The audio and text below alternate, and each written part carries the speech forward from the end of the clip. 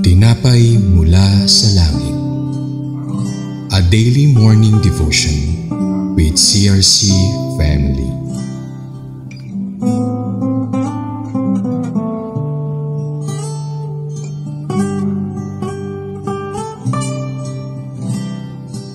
A blessed morning po sa bawat isa. Sa araw pong ito ay muli tayong bibigyan ng salita ng Panginoon sa patuloy po nating pagtutok sa programang Tinapay mula sa langit. Ito po ay ang araw-araw po nating debosyon sa salita ng Panginoon. At kasama niyo pong muli si Pastor Marvin Olindayo, Youth Pastor from CRC Antipolo. For today, ang tatalakayin po natin ay magmumula sa Numbers 25:14-18. At ang title po nito ay God Commands Israel to Harass and Attack Midianites. And bago po tayo magsimula, tayo po muna ay bumasa ng salita ng Panginoon. Verse 14, the Israelite man killed with the Midianite woman was named Simri, son of Salu, the leader of a family from the tribe of Simeon. 15, the woman's name was Cosbi. She was the daughter of Zur, the leader of a Midianite clan. 16, then the Lord said to Moses, attack the Midianites and destroy them, because they assaulted you with deceit and tricked you into worshipping Baal of Peor. And because of Cosbi, the daughter of a Midianite leader who was killed at the time of the flock because of what happened at Peor. And tayo po muna isumama ng panalangin. Salamat Panginoon sa araw pong ito that you have given us your message. We know Lord God that you are working in the midst of us. Kaya panalangin namin Panginoon na ihanda mo ang aming puso. Patuloy na bigyan kami ng karunungan upang malaman namin ang iyo pong kalooban through your word. And we are praying Lord na patuloy mo kaming bigyan o Diyos ng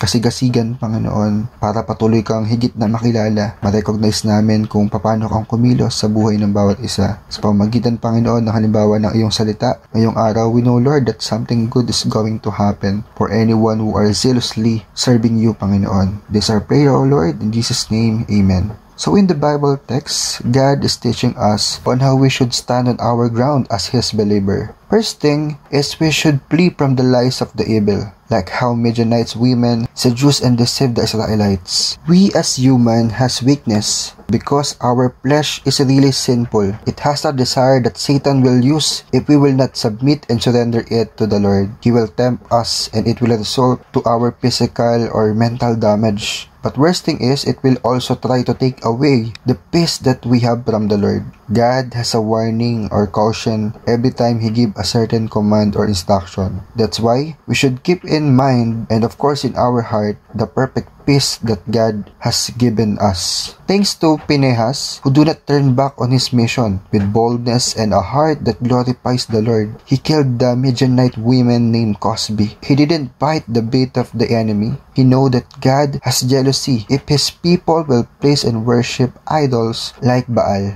Second thing is the Lord really cares for His people. He knows what other nation or people does to His chosen land, which is Israel, or in today's matter, all of us who believe in the Lord Jesus Christ. There is no little unrecognized moments, especially our hurting season in the Lord, like what happened to Israelites. His scripture says in Jeremiah 7:23, and walk in all the way that I command you, that it may be well with you.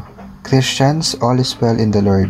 So in the process of obeying Him, be attentive and guard your heart, for sometimes we are seeing something we think like well and beneficial for our own benefit.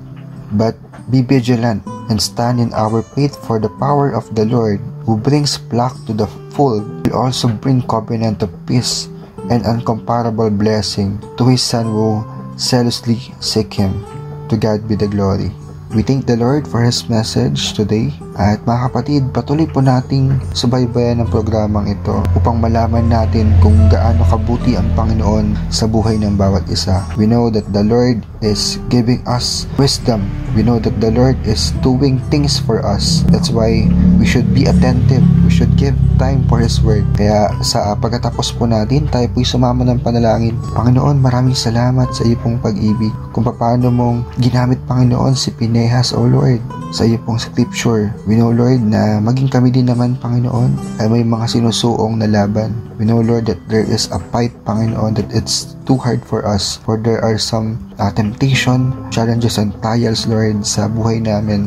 Pero alam namin, Lord, na kasama ka namin. Alam namin, Panginoon, that you are making way para masagot yung amin pong mga pag-usubok. Kaya salamat Lord God, nais mo Panginoon na kami ay maging tapat.